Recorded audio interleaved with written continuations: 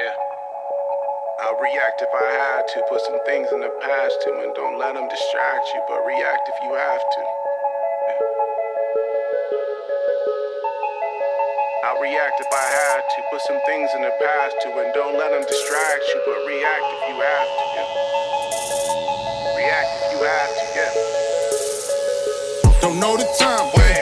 Just know that I'm, one of a kind, What's on your mind, What hard to find, Beautiful mind, Still in my prime, Just know that I'm here. Man, last week was fun. That was a good one. Nick fucking rocked it. Yeah. I was so happy that he came in and shared his story. He got vulnerable as fuck too, man. That is, that's the key. That's what we're doing. Yep. And I think I see where you're going with this. Ha! Yeah, I'm gonna get there.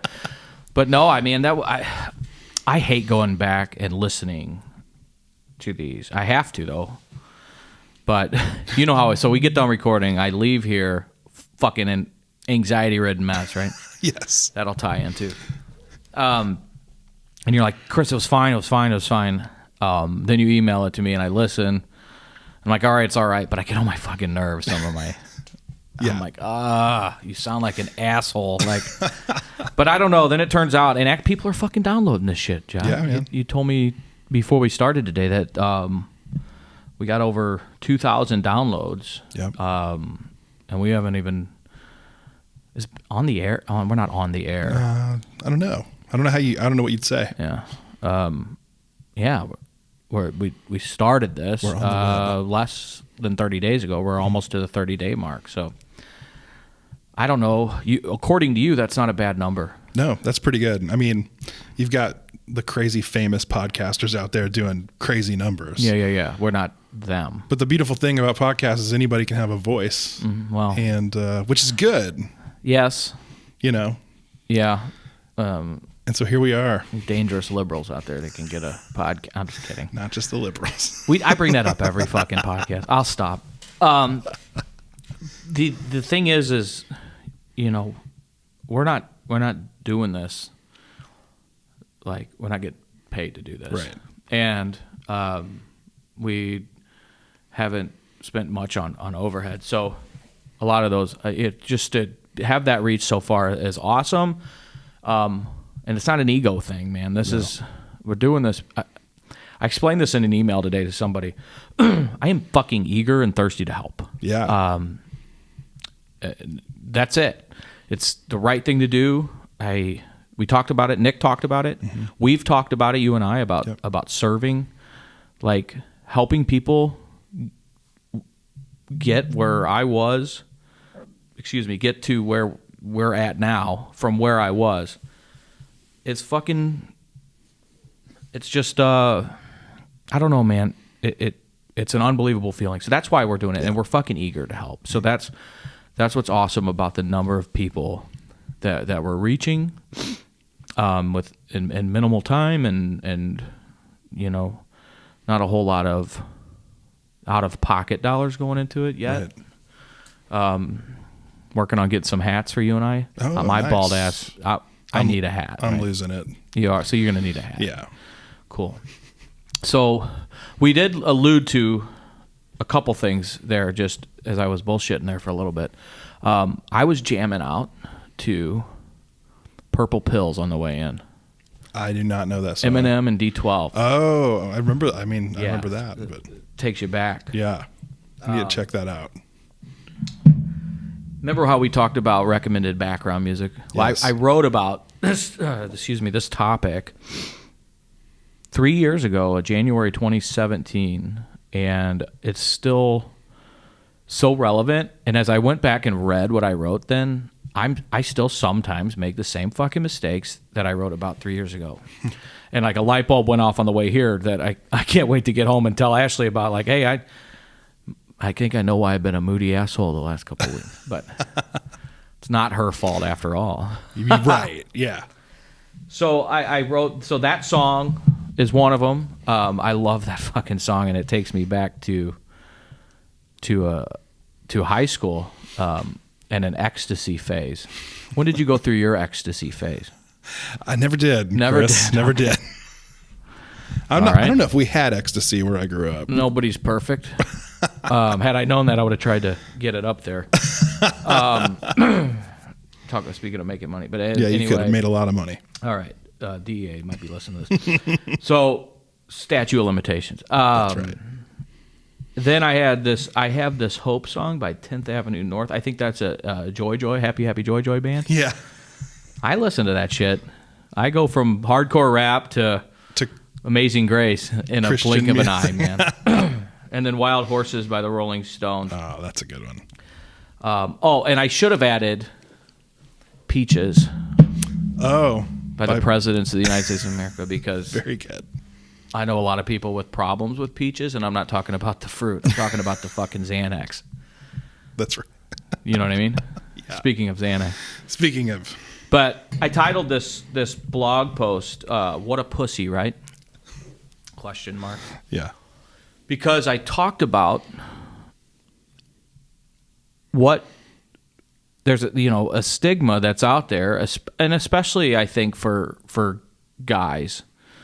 But there's also stigma for women, and it's, I'm generalizing here, but about seeking some fucking help on the mental side of shit, right? Yeah. Anxiety, depression, therapist, and fucking happy crazy pills, right? Yeah. It's funny that people out there will stick a needle in their arm and inject shit to feel happy, or they think, but they won't go to a doctor and be like, hey, is there anything you can do for my depression? And that won't fucking kill me and destroy my life and make me rob my grandma, etc. Exactly. It's ironic. But, man, today I wanted to talk about anxiety and depression. Yeah. I have it. You've shared that you have it. Yep. This is one area I can contribute. Yeah. And I want to ask you a couple things about that, if you're comfortable. Sure. And then I can share my story, you share yours, and I know will resonate with a lot of people, because a lot of people fucking have this shit. Yep. Right? And there is so much, science behind what it can do to your brain under the right circumstances. That we call them in the foster parent community, the psychotropic meds. That's a big word for me. Yeah. And a lot of people think, I don't need that shit. Like those people that do that are like, okay, but I'll do a line of blow and smoke a ton of weed and drink, but I'm not going to take some fucking Wellibutrin, but that the doctor told me might work. So without getting, and we'll get there. We're not getting into too far into the rambling weeds here. I want to ask you, Jeff. Yeah. When did you, in your life, start noticing some depression and or anxiety? Yeah. Well, I noticed it without knowing I was noticing it when I was a little kid. Yeah, that makes sense, actually. So, because now looking back, I can remember exactly, I used to, we had family friends, and we'd all hang out. They had kids, so we'd have a group of 3 families that would always hang out, and we'd go do stuff. And I remember... This is up in bumfuck Egypt, Illinois. That's right, yeah. We'd have to drive forever to get to do anything. Sure. But we would get together and we would hang out. And I think one thing I definitely remember was I was always like, I don't want to go. I don't want to go. I don't want to go. I feel sick. I'd get sick to my stomach. And it was always that thing that turns, your parents end up going, you're going to go, you have fun. You always have fun. You always say you're glad you went, Sure. Meanwhile, looking back, I was just anxious. I was anxious. I had anxiety. It was definitely like a social anxiety situation. But when I realized that's what it was, my wife actually diagnosed me, sort of. So it took you that long? Oh, I mean, you this was when you were a kid. Yeah. I was probably 10, 11. Mm-hmm. Yeah, when I realized that. Or Man. looking back, at least. What did what made your wife like nail the head on the hammer? Yeah.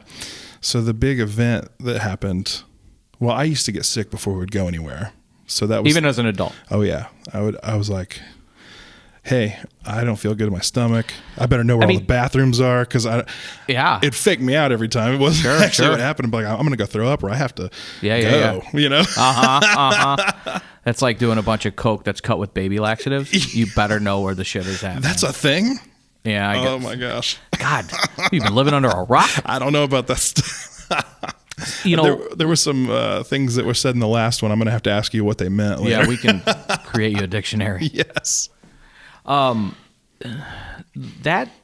That's paralyzing, bro. Yeah.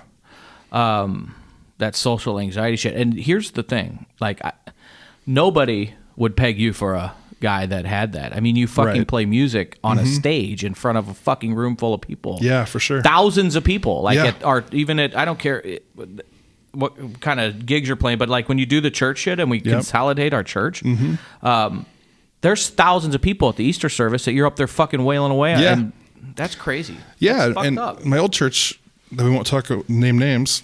Don't get me started on that. My old church, there were 1,200 people in that room at a time, or there could be, and that was when it really hit me once. As I felt sick, I'm like, I'm going home. I had to go home on a Sunday morning, and Brittany says, "Are you sure you're sick?" I'm like, "Yeah, I'm sick." And I got home, I felt fine. So, then what'd you do? So Brittany said, so here's the thing that I wonder too about people who won't go to their doctor. I didn't even know that's where you went. I didn't know you went to like your just general practitioner. Right. I'm like, I better find a psychiatrist. Yeah. You know, Yellow page it. Exactly. So, but my wife's smarter than me. Yeah, and she is. And she goes, hey, you're going to need to talk to your doctor about this. And it had been forever. We'd moved to Belleville from my hometown. And I hadn't had a doctor, so I had to get a doctor, and talking through it, and they said, hey, try this. I think, try Lexapro. So, Sure. Yeah. I've heard of it. I think I've tried it for a minute, but did the Lexapro help? It helped. Yeah. You still on Lexapro? Not. So I don't know if this is true for everybody, but eventually I have to try something new and time. So no, I'm on Cymbalta. So I guess a disclaimer here: we're not fucking doctors or psychologists. For sure.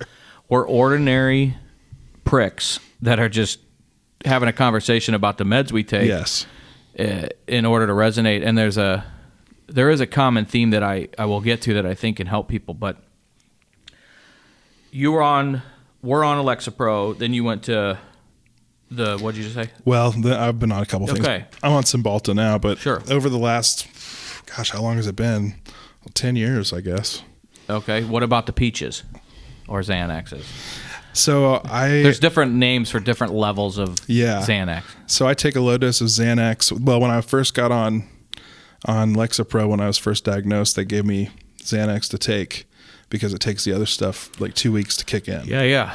Right. So no, that's the thing about Xanax is you take enough of it, you can fucking go down. You won't even put the oxygen mask on if your plane's crashing. Hey, we're going down. Nobody bothered to tell me that either. But I mean, I didn't know. I just did what they said. Take one a day or whatever. But be naive at times, Jeff. Yeah. God bless you. Oh, I'm a naive guy. So, when you say that you have dealt with some depression, how does that look? The depression is newer. Okay. And I don't know where it comes from. It just is there. And I think that's how it is sometimes. You know, How it can long? be triggered, but probably 2 or 3 years now. So Since 2016. Since we elected Trump. Okay. Well, I'm that's kidding. right. I'm That could be. Now that I say that, Man, I'm going to have to go talk to somebody. so have you talked to your PCP, your primary care physician, about that? Yeah, I've talked a little bit about that. And because you hit something that I haven't even thought of coming into this. Like, a lot of people don't fucking know that they can call their doctor, and it's a great place to start. Right. For sure. I thought that, oh, well, I have a flu, or I have, I need a physical, or I did not know that my primary care physician took care of mental issues. You thought you had to see a shrink or something. Yeah, right? exactly. They can get you to one. Right, for sure. But that's where you got to start. And the whole when I said stigma opening this thing up, the whole going to the doctor thing used to be, I'm a guy, I don't go to the doctor unless I'm dead. Right. Yeah. Okay, get fucked a little bit. But I used to, my mom's a nurse. She's always wanted me to go to the doctor. I didn't run to the doctor for shit. But I saw my grandmother go to one doctor who was pretty much like fucking killing her with the pills regimen that this guy had her on. My mom switched her to a different physician. This physician extended her life by 5-6 years, and it's kind of funny. Like, I met her at I took my grandma to a doctor's appointment, and she's fucking beautiful, man. She's this beautiful Indian princess, and I got to be careful because my wife does listen to this, but I was like, all right, I'll go to this doctor. I will tell you, she helped save my life. Yeah. She was she started hammering me on the alcohol before my old man died, and then afterwards she got me into rehab. She got the rehab for me set up and all that. So I joke, but she's a top 3 life, She in Belleville? Nope. Okay. No, she's South County now, but she's. I was gonna say it sounded like my doctor. Yeah. Well. Yeah. So when I started experiencing the anxiety, and it was probably wrapped up in the drinking and doing coke and shit. I would sometimes just have a complete fucking panic attack that I was going to die, or whether it was because I hadn't drank in like 12 hours, which can contribute to that shit, or just a regular normal guy panic attack. So I'd have both, right? I mean, there was a time that I had to drive over to my mom's house in the middle of the night, and she drove me to St. Anthony's at the time, and they did like an ECMO or the heart, all the tests. Yeah. Because I thought I was fucking having a heart attack, and it was just I've been there too. Out of Xanax. And to this day, since I've gotten sober, I haven't, I guess 6 months after I got sober was the last time I took a Xanax, but they're in my fucking car and in my briefcase. I have them, I'm prescribed them. And that's Jeff's Xanax coming out of his pocket. They're like a fucking safety net, man. Yeah. Just knowing, that's the mental aspect. Exactly. So what I wanted to do is just go through today the pills that I'm on. Mm-hmm. I started when I was an alcoholic. My doctor prescribed me, and then people will all say, that's a bad pill, this is a good pill, because everybody's different. Yeah. She got me on generic Paxil. It's called paroxetine. And I always thought Paxil was a chick pill. It kind of is, actually. Is it? But, I've never heard of that. It fucking works for me. Yeah. And as soon as I started taking that, take 40 milligrams a day, and my doctor said, now here's the deal. You take this, you drink into you're going to get fucked. Mm-hmm. You're going to get more fucked up is what it's going to do. Yeah. And it didn't deter me, and it wasn't sign me up. I'm trying to get more fucked up. I just was at the time she prescribed it, I wasn't going to stop drinking. Right. But it was a noticeable difference, man. I stopped really thinking I was going to die at certain points. Sometimes I'd have to pull it before taking this. I'd have to pull over driving on a road trip for for work stuff. I would have to get out of the car sometimes on the side of and just walk around the car, take deep breaths, do my breathing exercise. I mean, I'm a fucking mess, man. Mm-hmm. So paroxetine, as I read, is, I take 40 milligrams once a day. It's used to treat depression. It may also be used to treat anxiety disorders, obsessive compulsive disorder, panic attacks, post-traumatic stress, which some will argue that I have some, and then the obvious premenstrual dysphoric disorder, and that's a bitch. Thank God for Paxil, because it's really got my premenstrual dysphoric disorder. You're good to go there. Under control. And then when I checked into rehab, they, through my physician, allowed me to take the Paxil. They would have to administer it, and then they got me on Trazodone, 100 milligrams a day at nighttime to help me sleep. Oh. Non-narcotic. People have asked me before that stopped drinking, what do you do for the insomnia that they... And I know now, they, in patient rehab, it gave me 100 milligrams of Trazodone a day. And Trazodone not only... under a physician's order, these pills are taken with consulting a fucking doctor, right? Yeah. Like, go to the fucking doctor. You're not too fucking manly to go to the doctor. Yeah. And if people, and for the there's girls out there too that don't want to go to the fucking doctor. I get it. Right. I think for what I've seen more, it's if somebody, like girls that take pills, they will beat the fuck out of themselves. They are so hard on themselves, way harder than us guys for the most part. And just stop. You're fucking awesome. Yeah. Just you're doing shit to help yourself. So that's my word of advice to the girls. I can't speak much, right, but I do see that. I see girls that are prescribed these pills, and to try to beat anxiety or depression, and they feel some shame with it, and they that's fucking bullshit. That's the enemy. So stop. You're awesome. So the Trazodone, it's also used. It helps with depression, mood, appetite, energy. You're supposed to help with that shit. And it does. It's this is bottle definition that it's Trazodone works by helping to restore the balance of certain natural chemical serotonin in the brain. So ask your doctor about it. It helped me. I'm still March 25th. I'll be 6 years sober. I still take it. I've reduced it down to 25 milligrams a night, and per the physician, because if 100 milligrams a night, sometimes it's a little hard to get up in the morning. When I take one of these, Jeff, you could drive a fucking train through my living room. I'm not going. I might sleep right through that, man. If I take the 100, but having a kid now, you kind of have an ear open, sleep with an ear open. So right.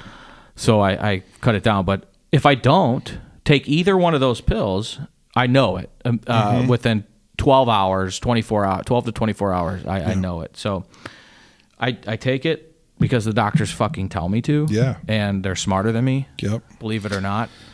My wife can tell if I miss taking it. Absolutely. She's like, dude, what's up? You're on one. And I'm like, I don't know. You didn't take your pill, did you? Yeah. Which I haven't missed one in a long time. I mean, life's better, honestly. I hate to say. I mean, there's this weird thing where I'm like, man, I wish I wasn't on any pills. I wish I could get off of all this stuff. That's shame. But exactly, it's shame, man. And when I found a guy, this blogger who was a Christian guy, and he was the first Christian guy that I ever heard admit that he was on anxiety medication, because people are like, yeah, man. And so I started sharing that I was. Good. A guy from my church at the time sent me an email telling me that I didn't have enough faith in God if I had to take pills like that. Did you tell him to go fuck himself? Let us pray. I sort of did. Good. I told him, here's what I said. I said, man, if I had high blood pressure, the doctor would put me on medication. And if I had cancer, I'd go get treatment. But I have anxiety, so I take, at the time, Lexapro, because my doctor told me to. I mean, there's a reason. I mean, it's an illness. Was this at that fucking douchebag church you used to go to that hates gay people? That's the one. Yeah, I figured. I left that prick a note one time, but I'm not gonna. He had left, so I couldn't confront him. But you've got to get me off on a fucking tangent. But That's the shame. I mean, that's where it comes from. If I miss, Ashley knows, and I'm in trouble. Yeah. Like, it just fucks with your mood. So now that we've kind of laid it out there, I forgot one, I think, pill that we both take that I wrote: communion bread and wine. Oh, nice. Or generic grape juice from me Right. once a week on Sunday mornings. Used to treat loneliness, anger, and a broken heart. Very Literally good. and figuratively. And used to help with finding and experiencing joy, the ability to love oneself and others, and to embrace the power of hope, even when all appears to be lost. Check, check, and checkmate. What a big pussy we are, right? Yeah, exactly. That's what I wrote. But that is my regiment, and it's got me, onward and upward, and I'm still trying to continue that journey, because as we all know, you used to hit it pretty hard, and it was all to feel awesome, and feel better and feel more joyful. Yeah. And it's one thing to have a couple drinks and take an edge off, or go have a happy hour and enjoy the company in a social setting like you can. Mm-hmm. But when it's your everyday crutch, there might be a time to have that conversation with your primary care physician, as we Right. as we talked about. Or if you don't have one, go fucking get one. Okay. I feel like an after school special. The more you know. I was telling before I get to that, when I used to do things to get happy, right? That fucking ecstasy I talked about at the beginning, that'll fucking wreck you. And what it does is it literally like puts your serotonin on fucking overdrive to a place, and I'm not glorifying it, because what it does is it takes you up so fucking high, but where do you go when there's only one place to go? Yeah. So after the 4 hours or 5 hours or 6 hours of rolling your balls off, that's what they call that. That's what they call it when you're on ecstasy. You fucking crash and burn, dude. It's fucking nasty. You don't get out of bed for 2 days. Like, is that worth it? Like a 4 or 5 hour super high for 2 days of fucking literally like not getting out of bed, borderline suicide shit? Oh gosh, yeah. It's not. I did get, when I started fucking around with ecstasy was probably junior year in high school. It's early. It was right, coincides when when my parents first separated, and I knew a guy that was like couch surfing in Belleville, and he was fucking FedExing bottles of this shit to, like, and it just shipping it in the mail like it was no big fucking deal, like, and this, you'd start partying on it, and it was, one time I don't remember doing this, but I was so fucked up, I pulled out, we were in my best friend's basement, and I pulled out my best friend's ice cube trays out of his freezer in his kitchen, put them on emptied the ice, put them on the kitchen table, stood up on the kitchen table and just started pissing in them to fill them up. No idea what the fuck I was doing. My girlfriend at the time had to come, like, she was heading me like, what are you fucking doing? You're pissing all over the kitchen table, the ice cube trays. No fucking idea, man. And the next morning I was in the cul-de-sac, or this little parking area, Indian style, puking up like fucking green bile, and just so depressed. But it was all a search for fucking joy. This stuff, that's how bad and dangerous that shit is. And it can kill you. It takes you up and then crashes you. Yeah. And I've said this 100 times about life sober. You may not get it to the absolute highest mountain peaks that you think you are getting to using or drinking.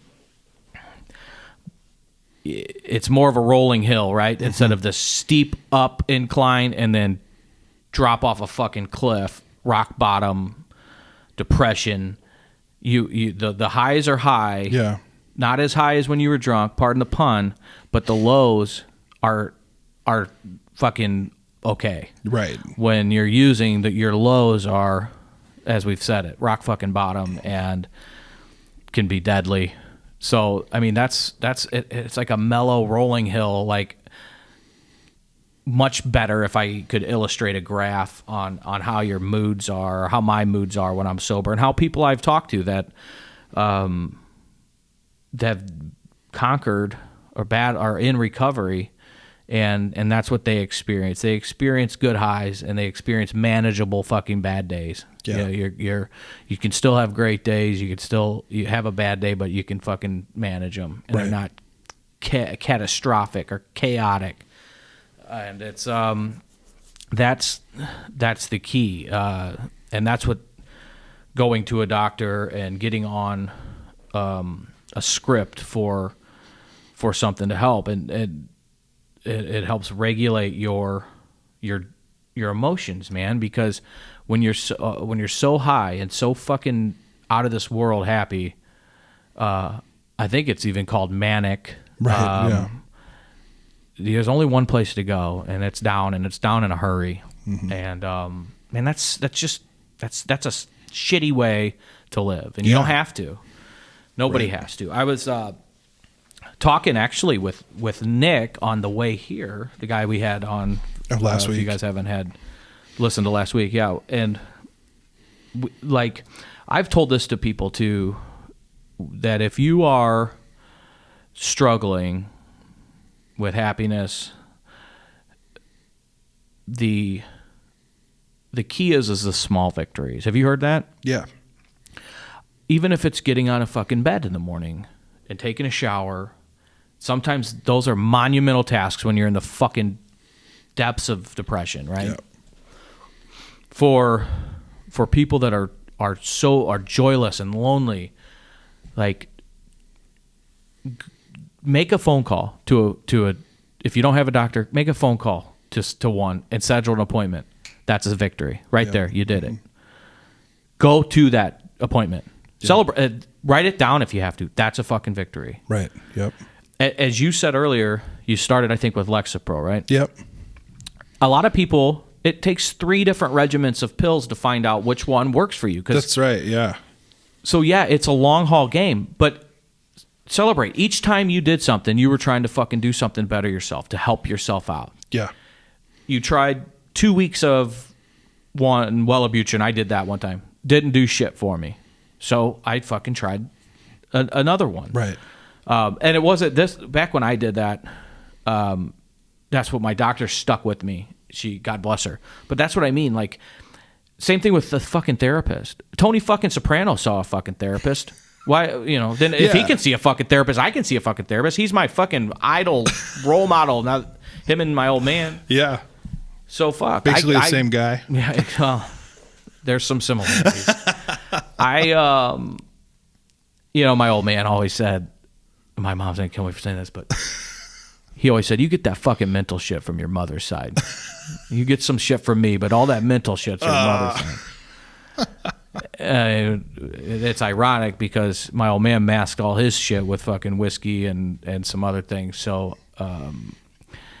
maybe he could, but anyway, he said that my mom's mom was a little goofy, but I loved her. God bless her. Yeah. Point is, fuck, you get me off on these rambles, man. But like, get off the couch or get off the bar stool and make a call. Like, even if you do that and then you go back to the couch or bar stool, you did one thing. Yeah. And that's something to build off of. The therapist thing,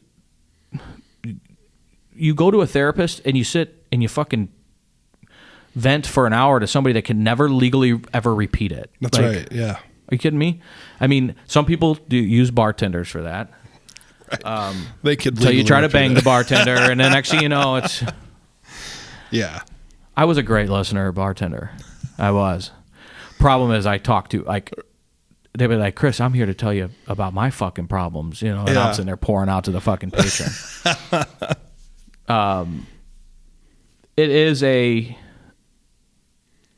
It's the small victories, especially when it probably sounds easy to those that are listening that are right now aren't aren't in the fucking depths of the vice grip of depression. Yeah. But if they're listening and they were there, I think that it'll resonate, because I've been there. Yeah. You've been there, and just getting off your ass and making even the phone call and going to explore it, like it don't make you a pussy. Right. It in fact makes you kind of a badass. Yeah, if you can take control of yourself that way. Right. Yeah.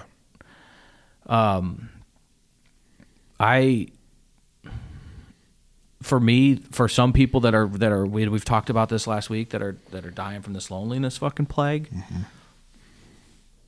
Like, that's what church is for too. Like, Yeah. I know I talk about it a lot. It's my shit. It's what fucking helped me. Like, go to a church on a Sunday and celebrate that. Like, I did something. Join a fucking volunteer group, and you'll meet people, and you never know how that networking, it just can open so many new doors, and you end up meeting people that you never thought you'd meet, and your life can take off, man, and get out of the hole, if you will, that you were living in, the black fucking hole of depression, of fucking addiction, of loneliness. Yep. And get to a place where you're able to look in the fucking mirror and smile again. Mm-hmm. And it's so possible. If I can do it, anybody can do it. Yeah.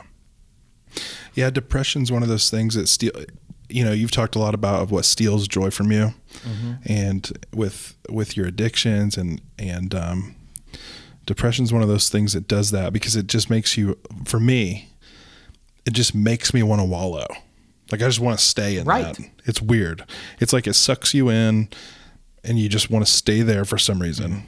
So it is badass to decide or to get the courage or to get the strength to step out of it enough to get help for it. I mean,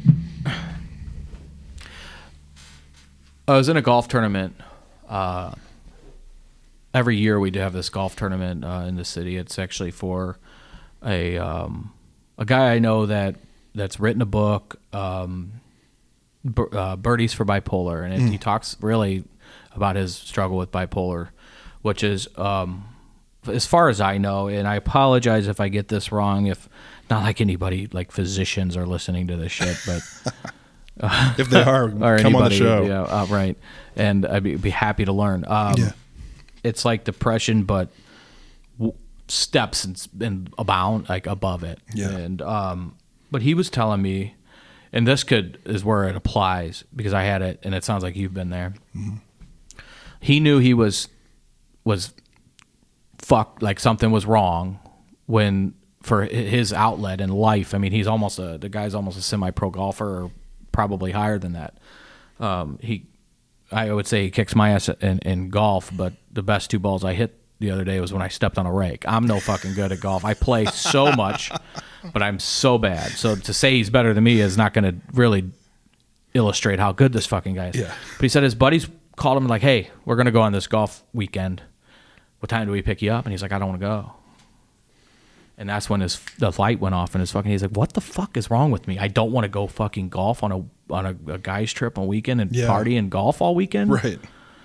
So he knew something was wrong, like you were saying. Like it wants you to wallow. It wants you to stay in fucking doors. It wants you to stay in your garage. It wants you to stay in your bed, not get fucking anywhere, not go do anything, not interact with any fucking human beings. Yep. And that's not how you're called to live. Right. That it's not how. If the faith is my thing, faith is, I know it's your thing. Yeah. It's what's helped me recover. It's not how God calls you to live. He calls you to live in a relationship. If the Jesus shit ain't your deal, that it's not your bag, that's fine. I don't think the human, like, I'm trying to talk to y'all that, like, the science guys, like, which it's a myth that you can't to have science and faith in your life. Right. It's a fucking myth, but you can, because I do. I listen to fucking Eminem D12 Purple Pills, and I listen to Joy FM, so you can do both. Yeah. you are not wired to live in solitaire and to not be, even if you're the most introverted motherfucker out there, relationship, right? Yeah. And I'm not talking about just being lucky like I am, and I call it, because I consider myself fucking lucky because I found a life partner. You be in relationship with your fucking neighbor, with a friend, and living in fucking solitude is not how we're designed. Right. It's not how God created us. It's not how fucking Buddha created you. It's not how whoever the fuck you fucking worship or don't worship created you. You're not supposed to live that way. Yeah. And I'm glad you brought that up, Jeff, because that's a big deal. Yeah. And when you're wanting to do that, instead of wanting to go like you're a kid to your friend's house where your parents have to remind you, you will have fun. Yeah. You had fun last time, and you're hearing the words, but it's not fucking connecting. Then that's the fucking enemy holding you back, whether that enemy is anxiety, depression, addiction, bipolar. All that shit is in the same goddamn book, man. Yeah. And it's going to fucking paralyze people. It does paralyze people, and it can fucking kill people. Yeah, for sure. Do you still, even though you're medicated and I'm medicated, do you still have bouts with your anxiety, with your depression? You asking me or Ashley? Because she'll be, she's Same. like, she told me on Super Bowl Sunday, because I do have a little OCD, my recovering alcohol, and I tell her this too. I'm like, Ash, I am a recovering alcoholic. I have some fucking, I can be a moody, I don't have the fucking drink to, Yeah. I can be a moody asshole sometimes, but we were cooking something, and she's like, I was freaking out. She's like, your anxiety is a lot right now, she told me. So she can feel it, but the way it's manageable, Yeah. right? The way that when I have not had a breathe in a brown bag anxiety attack since I've been sober. I have some like minor, and I know I know how to deal with it. If I'd hate to see what they look like without Paxil, Oh, right. which is my prescribed vice. Like, it's funny you said this just hit me. It's like when people say, well, this tragedy, XYZ tragedy happened to me or to a friend, and God would ever do that shit, right? Like, God doesn't cause that shit, but I couldn't imagine going through the shit I've been through in my life without God. Yeah. Like, I couldn't imagine having these small little anxiety attacks without having a conversation with a doctor and seeing what's wrong, because I would be fucking just completely lost, man. Yeah. And I don't know if that makes sense, but it sounded good in my head. But I'm serious. And it's a good question. I do have, some minor mood swings and anxiety attacks, but I haven't been in a fucking fist fight since I stopped drinking and started, I haven't done shit like it. So it's manageable. Yeah. And it's probably similar to how you're on your meds, and sometimes bad days, right? Yeah, have bad days. And this might be dumb, but just a small, like a tangible thing that I do. And this didn't sound like it worked for you, but I like to cook when I'm feeling anxious. When I'm feeling anxious, if I get in the kitchen and can do something that's not on my stupid phone and it's not on TV or whatever, the screen, or if I can do something like that where I'm just focused, it's great. I'll wash the dishes. I hate washing dishes, but I'll wash the dishes if I'm wound up. Okay. You know what I mean? It's something that'll just take me off of thinking about it for a minute, and then I usually come out on the other side pretty good. And I get pissy if I'm burning something on the stove, and then I overreact, is where she was getting at. So yeah, I wish I had the fucking exercise gene. I just don't fucking have it, man. I don't think anybody would mistake you and I for being the gym rats, but I know the exercise is a lot of people's. Yeah.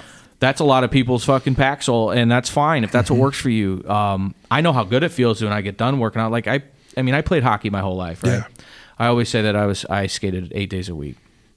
I tore my knees up and a little bit, and my groin muscles are shattered. And then in college, I was like, do I rehab this stuff and keep trying to chase some dream that's going to end at a probably college hockey or some dog shit fucking minor league team that you don't know of and you don't get paid and you just get fucking murdered. Right.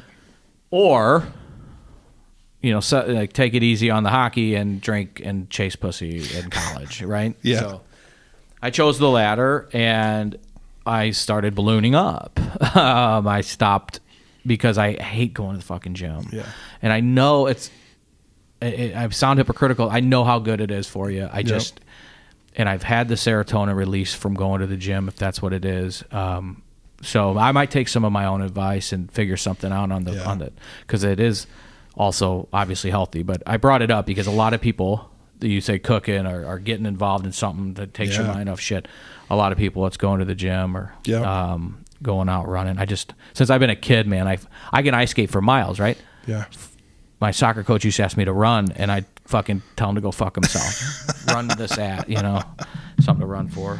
But to kind of like wrap this conversation up, and we could do it again sometime, and obviously take questions. If we said anything or we misspoke about something, don't be a fucking asshole, but email us, help us out, all right? I mean, you can be an asshole all you want. I might just give it back to you a little bit. Yeah, but, exactly. You brought something up, and when you said about the panic attacks, like, do you still have some? And then I asked you, you still have your bad days. Yeah. And we all still have storms, bro. Mm-hmm. Everybody does. There's going to be, we're going to lose somebody before our time's up and it's our turn. Yep. We're going to have some fucking traffic jams and storms in our life. And they're going to be, it's going to be easy to throw in the towel and say, fuck, I'm just going to go back to some old habits and ride them out with my whiskey or fucking Coke or abuse fucking benzos or opioids or shoot up heroin or just say fuck going to the doctor, fuck self-health, all that. Yeah. You can do that, or you can ride them out the way that I've been riding them out these past almost 6 years. Yeah. And now I just I ride them out with my faith, my sobriety, and a little fucking Paxil. Let us pray.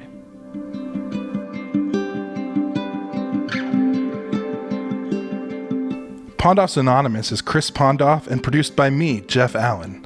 Our music is Anti-Hero by McCall and Gentle Waters by Wild Wonder. For more information, visit pondoffsanonymous.com. Find us on Facebook and Instagram.